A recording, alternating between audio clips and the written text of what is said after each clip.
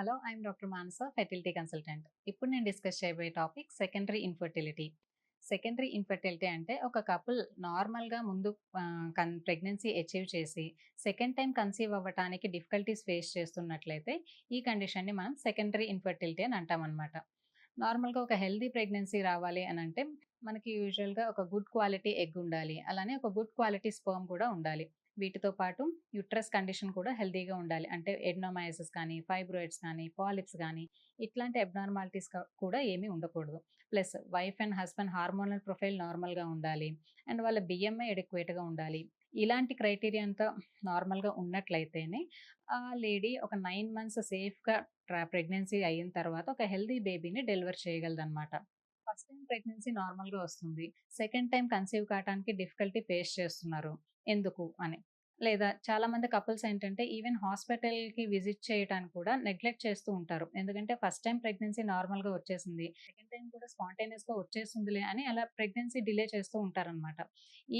ఈ టైంలో ఏమవుతుంది అంటే చాలా రకాల రిస్క్ ఫ్యాక్టర్స్ అంటే ఏజ్ రిలేటెడ్ రిస్క్ ఫ్యాక్టర్స్ అనేవి యాడ్ అయిపోతూ ఉంటాయి మనకి తెలియకుండానే.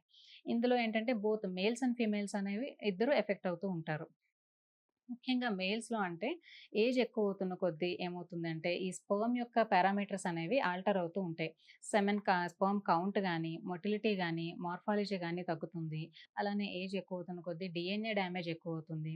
వీటితో పాటు స్మోకింగ్ అండ్ ఆల్కహాల్ అలవాట్లు ఉన్నట్లయితే డీఎన్ఏ డ్యామేజ్ ఇంకొంచెం ఫాస్ట్‌గా జరుగుతుంది. అలానే వెయిట్ గెయిన్ అవుతారు. దీనివల్ల మళ్ళీ హార్మోనల్ ఇంబాలెన్స్ అనేది స్టార్ట్ అవుతుంది. స్పెర్మ్ యొక్క డీఎన్ఏ డ్యామేజ్ మళ్ళీ ఒబెసిటీ వలన ఎక్కువవుతుంది. అలానే స్పెర్మ్‌లో ఎరెక్టైల్ డిస్‌ఫంక్షన్ గానీ, ఎజాక్యులేటరీ డిస్‌ఫంక్షన్ ఇలాంటి యాడెడ్ రిస్క్ ఫ్యాక్టర్స్ అనేవి యాడ్ అయిపోతూ ఉంటాయన్నమాట. అలానే ఫిమేల్స్‌లో కూడా ఈ ఏజ్ ఎక్కువవుతున్న కొద్దీ ఫస్ట్ ప్రెగ్నెన్సీ తర్వాత వీళ్ళు యూజువల్‌గా పోస్ట్ పార్టమ్ పీరియడ్‌లో వెయిట్ గెయిన్ అవుతూ ఉంటారనమాట. దీనివలన వాళ్ళ బాడీలో హార్మోనల్ ఇంబాలెన్స్ అనేది క్రియేట్ అవుతూ ఉంటుంది. దీనివల్ల ఓవ్యులేషన్ డిజార్డర్స్ అనేవి రావటం, ఒక్కొక్కసారి ఏజ్ ఎక్కువ అవ్వటం వలన ఎగ్ రిజర్వ్ అనేది తగ్గిపోవటం, ఎగ్ క్వాలిటీ అనేది తగ్గిపోతూ ఉంటుంది.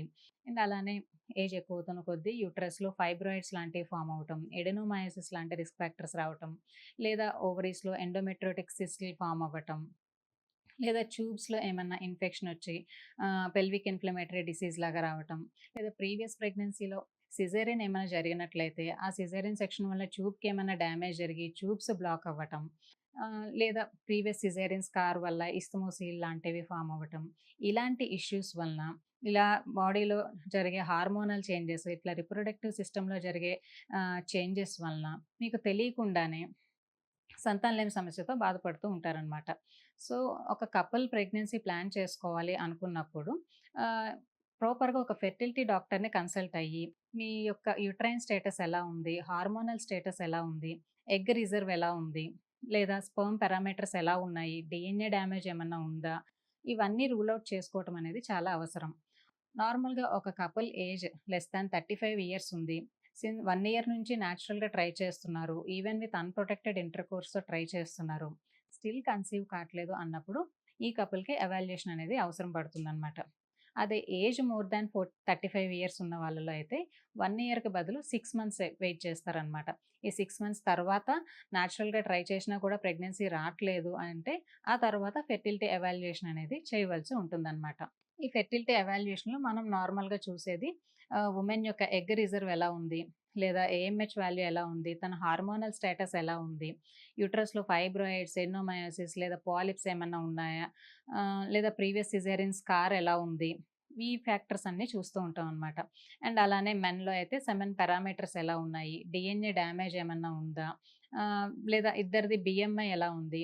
ఇలా ప్రాపర్ ఎవాల్యుయేషన్ అనేది చేస్తాం. వైఫ్‌లో కూడా ట్యూబ్ స్టేటస్ ఎలా ఉంది? ట్యూబ్స్ ఓపెన్ ఉన్నాయా? ఏమన్నా బ్లాక్ అయినాయా? అని హెచ్‌ఎస్‌జీ, ఎస్ఏఎస్ ఇలాంటి టెస్ట్‌లనేవి చేసుకుంటూ ఉన్నామనమాట. ఇలా చేసిన తర్వాత మనకి ఫైనల్‌గా ఆ కపుల్‌లో ఒక వీళ్ళు నేచురల్‌గా కన్సీవ్ అవ్వగలరా? లేదా ఐయూఏ లాంటి ట్రీట్మెంట్ అవసరం పడుతుందా? లేదా ఐవీఎఫ్ ఏమన్నా ఇవ్వాల్సొస్తుందా? అనేది మనకి అర్థమవుతుంది. దీన్ని బట్టి ఏంటంటే రూట్ కాజ్‌ని మనం ట్రీట్ చేసుకొని దాని తర్వాత ప్రెగ్నెన్సీని ప్లాన్ చేసుకున్నట్లయితే ఈవెన్ సెకండ్ ప్రెగ్నెన్సీ కూడా మీరు ఈజీగానే పొందగలరు. Thank you.